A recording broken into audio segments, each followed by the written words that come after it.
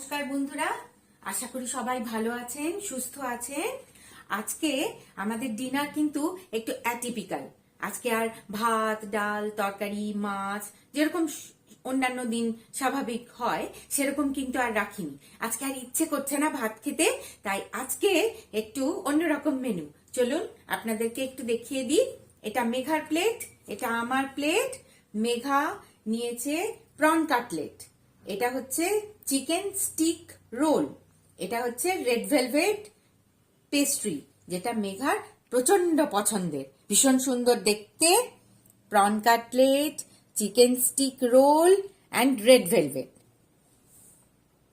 আর আমি যেহেতু ডায়াবেটিক, জানেন তো বন্ধুরা, আমি যেহেতু পেস্ট্রি খাই না, তাই আমি নিয়েছি চিজ স্যান্ডউইচ আর প্রন কাটলেট। প্রন কাটলেট আমার ভীষণ ফেভারিট। ব্যাস এইটুকুই আজকের ডিনার আমাদের।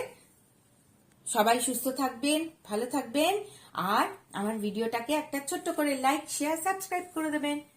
Good night, tata.